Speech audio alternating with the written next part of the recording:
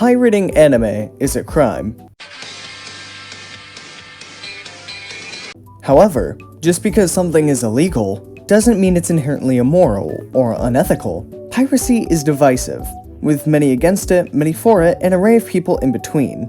Some call it theft, and therefore it's bad. Some people believe it is good to combat the usage of streaming services, where most easily accessible media is nowadays.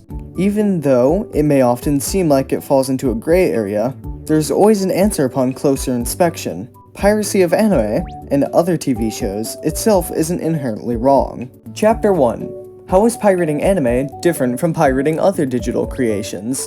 Pirating anime is different from pirating a video game or computer software. Some pirated computer software receives updates, meaning it essentially gets pirated again by whoever did it in the first place.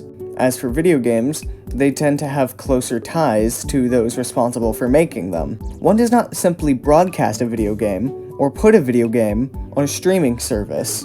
Anime is a medium where specific anime originates from one place and is sent across the world like rays of sun. However, video games and other software tend to follow a linear path from creator to recipient. Like lightning from a thundercloud, anime is very detached from where it comes from, meaning it isn't usually directly downloaded, or at least not legally.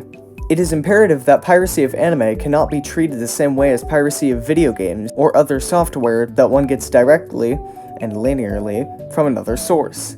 Chapter 2. What leads someone to pirating anime? The reason why someone may pirate something depends mostly on two factors: what type of thing they are pirating, and how available is said thing. As was already discussed, pirating anime and video games are entirely different, as video games and anime have many different means of getting to their intended audience.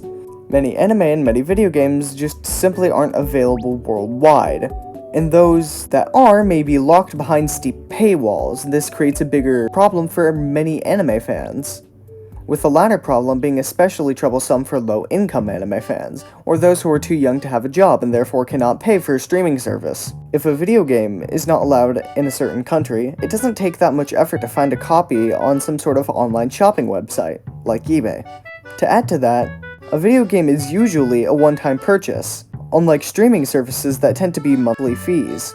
Video games overall are more easily accessible than anime and require less commitment, as once one purchases a video game, they own it.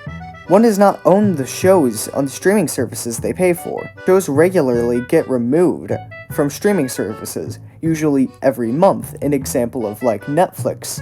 Access to a specific anime is much less guaranteed than access to a video game. Chapter 3. Why and when is pirating anime sometimes okay? To answer that question, we need to think about why someone is pirating something, and if they can support the official release of the individual thing they aim to pirate. Piracy that stems from poverty is different from piracy that stems from greed. If you have the money but are too stingy to spend it on the product you want and instead just steal it, then it is entirely immoral. Piracy from something you want but cannot get it due to some other factor is more excusable, but still not the peak of morality. Pirating something that one can only find on eBay as DVDs is not immoral or unethical, because even if you did spend the money to buy that copy, you still wouldn't be supporting the official release, as the item had still been bought and it doesn't go back to the original seller.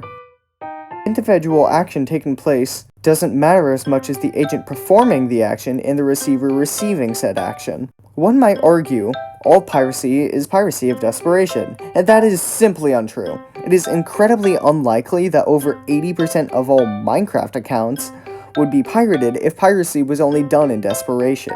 Another, more important argument is that both piracy of anime and piracy of games are equally bad.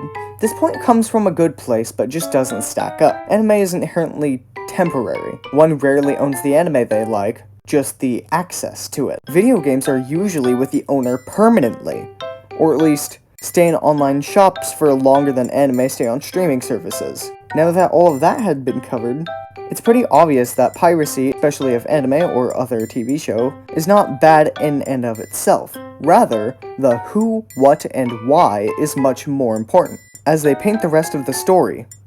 So, if you want to see that anime that just isn't on any streaming services, the one that seems so elusive, then just go watch it by any means necessary. This was my first time doing a real essay for this channel. I hope you liked it. If you did, please make sure to like, subscribe, hit the bell, have a wonderful day, and stay groovy, my fellow Weebinskis.